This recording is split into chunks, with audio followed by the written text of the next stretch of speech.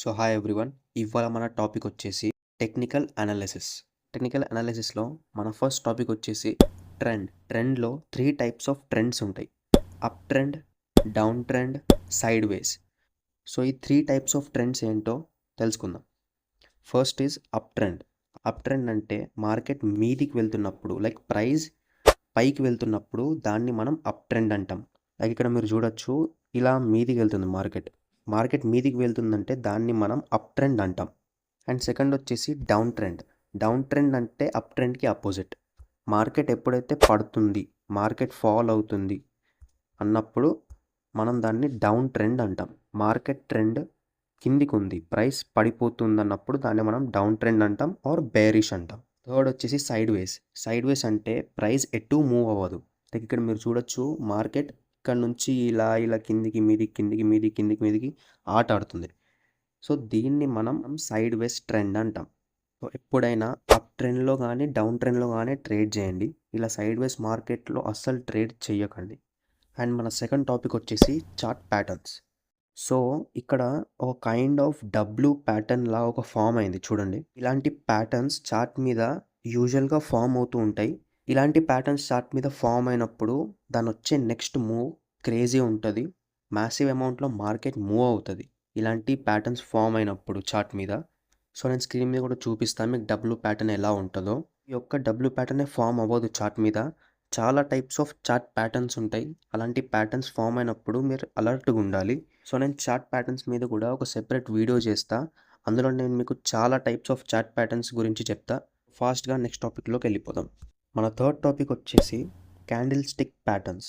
So candle stick patterns అంటే ఏంటో తెలుసుకునే ముందు ఒక క్యాండిల్ ఎలా ఫామ్ అవుతుందో తెలుసుకుందాం. సో ఇక్కడ ఒక గ్రీన్ క్యాండిల్ అయితే ఉంది. సో గ్రీన్ క్యాండిల్ కింది నుంచి ఓపెన్ అయ్యి మీదికి వెళ్ళి క్లోజ్ అవుతుంది. అండ్ ఇక్కడ మీరు క్యాండిల్కి ఇక్కడ ఒక పెద్ద స్టిక్ లా చూడొచ్చు.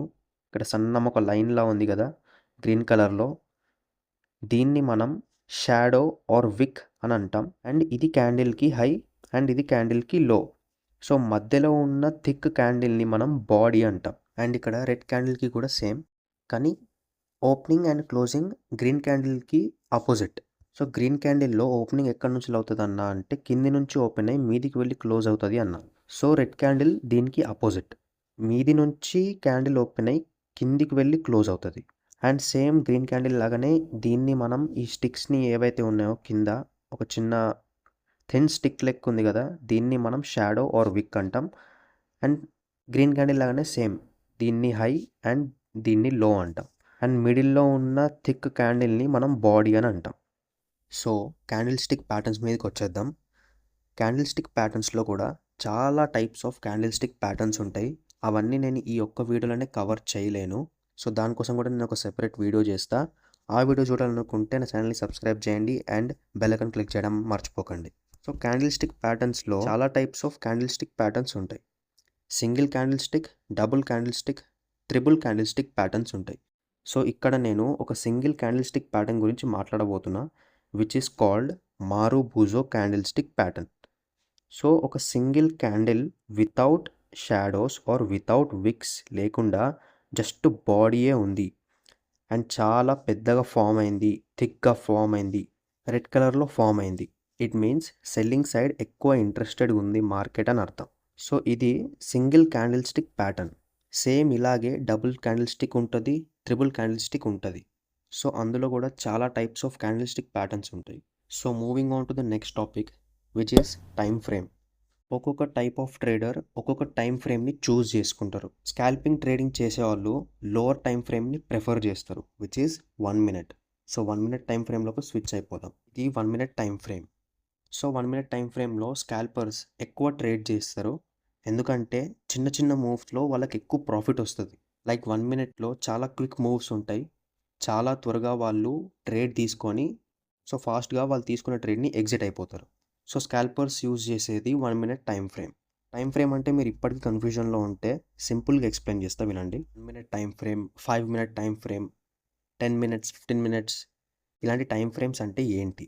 సో ఇక్కడ మీరు ఒక సింగిల్ క్యాండిల్ చూస్తున్నారు కదా, నేను ముందు చెప్పినట్టు గ్రీన్ క్యాండిల్ ఎక్కడ ఓపెన్ అవుతుంది? కింద నుంచి ఓపెన్ అయ్యి మీదికి వెళ్ళి క్లోజ్ అవుతుంది. ఓకేనా? సో 1 minute టైం ఫ్రేమ్ అంటే 1 మినిట్‌లో ఈ క్యాండిల్ ఇక్కడ కింది నుంచి ఓపెన్ అయ్యి మీదికి వెళ్ళి క్లోజ్ అయింది within 1 minute. So, per candle 1 మినిట్‌లో ఫార్మ్ అవుతూ ఉంటది. సో, దాన్ని మనం 1 మినిట్ టైమ్ ఫ్రేమ్ అంటాం. 5 మినిట్స్‌లో ఒక క్యాండిల్ 5 మినిట్స్‌లో ఫార్మ్ అవుతది. సో, అది 5 మినిట్స్ టైమ్ ఫ్రేమ్. అలాగే 15 మినిట్స్, 30 మినిట్స్, 1 అవర్ ఇంకా చాలా ఉంటాయి. మోస్ట్‌లీ అందరూ యూజ్ చేసేది 1 minute and 5 minutes time frame. ఒకవేళ మీరు ఒక పెద్ద ట్రెండ్‌ని క్యాప్చర్ చేయాలనుకుంటే, ఒక పెద్ద మూవ్‌ని క్యాప్చర్ చేయాలనుకుంటే మీరు 15 మినిట్స్ టైమ్ ఫ్రేమ్‌లో ట్రేడ్ చేయొచ్చు. అండ్ మన నెక్స్ట్ టాపిక్ వచ్చేసి ఇండికేటర్స్. ఇండికేటర్స్‌లో చాలా అంటే చాలా టైప్స్ ఆఫ్ ఇండికేటర్స్ ఉంటాయి. వాల్యూమ్, ఈఎంఏ, బాలింజర్ బ్యాండ్ అని చాలా టైప్స్ ఆఫ్ ఇండికేటర్స్ ఉంటాయి. సో, ఒక ఇండికేటర్ నేను మీకు పెట్టి చూపిస్తా. సో, ఇక్కడ నేను పెట్టిన indicator EMA, 9 EMA specifically. So, EMA లాగానే చాలా టైప్స్ ఆఫ్ ఇండికేటర్స్ ఉంటాయి. ఇండికేటర్స్ అనేటివి మార్కెట్‌లో నెక్స్ట్ ఏం జరగబోతుంది అని ఇండికేట్ చేస్తాయి. బెటర్ ట్రేడ్స్ తీసుకోవడానికి హెల్ప్ చేస్తాయి. అండ్ నేను మీకు ఇక్కడ ఇంకో ఇండికేటర్ పెట్టి చూపిస్తా విచ్ ఈస్ వాల్యూమ్. సో, ఇక్కడ చూడొచ్చు కింద క్యాండిల్స్ లాగా ఫామ్ అయినాయి. సో, ఇది కూడా ఒక ఇండికేటర్. సో, మీకు బెటర్ ట్రేడ్స్ తీసుకోవడానికి హెల్ప్ చేస్తాయి ఇండికేటర్స్ అని చెప్పినా కదా. గుర్తుపెట్టుకోండి, జస్ట్ ఇండికేట్ చేస్తాయి ఇండికేటర్స్. కన్ఫర్మేషన్ ఇవ్వదు. లైక్ మార్కెట్‌లో నెక్స్ట్ మూవ్ ఇది రాబోతుంది అని మీకు కన్ఫర్మేషన్ ఇవ్వదు. కన్ఫర్మ్‌గా చెప్పదు ఇండికేటర్. ఇండికేటర్ అనేది జస్ట్ ఇండికేట్ చేస్తది. అండ్ బెస్ట్ ఇండికేటర్స్ ఏంటో దాని మీద నేను కూడా ఒక సెపరేట్ వీడియో చేస్తా. దాంట్లో నేను ఇంకా బ్రీఫ్‌గా ఎక్స్‌ప్లెయిన్ చేస్తా ఇండికేటర్స్ అంటే ఏంటో. అండ్ మన లాస్ట్ టాపిక్ వచ్చేసి support and resistance. Guys, support and resistance అనేది చాలా పెద్ద టాపిక్. ఈ ఒక్క వీడియోలో నేను కవర్ చేయలేను. సో, దాని మీద కూడా నేను ఒక సెపరేట్ వీడియో చేయాల్సి వస్తుంది. And support and resistance one of the most important topic. So, ఈ వీడియోలో మీకు సింపుల్గా సపోర్ట్ అండ్ రెసిస్టెన్స్ అంటే ఏంటో చెప్తా. చార్ట్ మీద ఎలా దీన్ని పెట్టాలి సపోర్ట్ అండ్ రెసిస్టెన్స్ని అని నేను ఇప్పుడు పెట్టి చూపిస్తా. సో, ఇక్కడ మీరు చూడొచ్చు ఒక ట్రెండ్ అయితే వచ్చింది, లైక్ డౌన్ ట్రెండ్. ఒక డౌన్ ట్రెండ్ అయితే ఇక్కడ నడిచింది. సో, దీని తర్వాత కూడా ఇదే ట్రెండ్ కంటిన్యూ అవుతుందా లేకపోతే బౌన్స్ బ్యాక్ అయ్యి అప్ ట్రెండ్ వెళ్తుందా అని తెలుసుకోవాలంటే మనం ఇక్కడ ఒక సపోర్ట్ని పెట్టుకుందాం. సో, ఇక్కడ నేను ఒక సపోర్ట్ని పెట్టాను. ఇక్కడ మీకు ఒక లైన్ లాగా అనిపిస్తుంది కదా. సో, దీన్ని మనం సపోర్ట్ అంటాం. ఎందుకంటే దీన్ని బ్రేక్ అయ్యి సేమ్ ట్రెండ్ని, ప్రీవియస్గా ట్రెండ్ని కంటిన్యూ చేస్తూ కిందికి వెళ్ళింది కాబట్టి ఇది సపోర్ట్. అంటే ఇక్కడ సపోర్ట్ తీసుకుంది మార్కెట్. సపోర్ట్ తీసుకొని ఒక కంటిన్యూ అవుతున్న ట్రెండ్ని ఇక్కడ సపోర్ట్ తీసుకొని కొద్దిసేపు ఇక్కడ కన్సాలిడేట్ అయింది. ప్రీవియస్గా ఉన్న ట్రెండ్ని సేమ్ కంటిన్యూ చేయకుండా కొద్దిగా మార్కెట్ పాజ్ తీసుకుంది. సో, ఈ క్యాండిల్స్ ఫామ్ అయినాయి.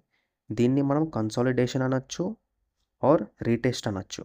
సో, ఇలా కన్సాలిడేట్ అయ్యి మళ్ళీ అదే ట్రెండ్ని కంటిన్యూ చేసి కిందికి వెళ్ళింది మార్కెట్. సో, ఇక్కడ ఈ సపోర్ట్ని బ్రేక్ చేసింది కాబట్టి దీని నెక్స్ట్ క్యాండిలే మనం ట్రేడ్ తీసుకొని ఒక మంచి మూవ్ని క్యాప్చర్ చేస్తుండే. అండ్ ఇప్పుడు రెసిస్టెన్స్ అంటే ఏంటో తెలుసుకుందాం. సో, సేమ్ ఇది కూడా సపోర్ట్ లాగానే, బట్ సపోర్ట్ అనేది కింద పెడతాం, రెసిస్టెన్స్ అనేది మీద పెడతాం. సో, ఇక్కడ రెసిస్టెన్స్ మీద ఉంది. లైక్ ఇక్కడ మార్కెట్ మీదికి వెళ్ళి ఇక్కడ కన్సాలిడేట్ అయింది కాబట్టి దీన్ని మనం మార్క్ చేసుకుంటాం యాజ్ రెసిస్టెన్స్. ఒకవేళ దీన్ని బ్రేక్అవుట్ ఇస్తే ట్రేడ్ని ప్లాన్ చేస్తామని. సో, ఈ రెసిస్టెన్స్ని బ్రేక్అవుట్ ఇచ్చి క్యాండిల్ మీదికి వెళ్ళింది. ఈ మూవ్ని కూడా మనం క్యాప్చర్ చేస్తుండే. సో, ఇక్కడ బ్రేక్అవుట్ ఇచ్చింది. అండ్ ఎంట్రీ ఎక్కడ తీసుకోవాలి, ఫాల్స్ బ్రేక్అవుట్స్ని ఎలా ఐడెంటిఫై చేయాలి, రీటెస్ట్ అంటే ఏంటి, higher highs and higher lows అంటే ఏంటి, సపోర్ట్ అండ్ రెసిస్టెన్స్ని ప్రాపర్గా ఎలా ప్లేస్ చేయాలి చార్ట్లో. సో, ఇవన్నీ నేను సపోర్ట్ అండ్ రెసిస్టెన్స్ వీడియోలో మీకు డీప్గా ఎక్స్ప్లెయిన్ చేస్తా. ఎందుకంటే ఇది నా first time full format video చేయడం. దీన్ని మరీ ఎక్కువ లెంతీగా ఉంచకుండా కొద్దిగా షార్ట్గానే ఉంచుదామని అనుకున్నా.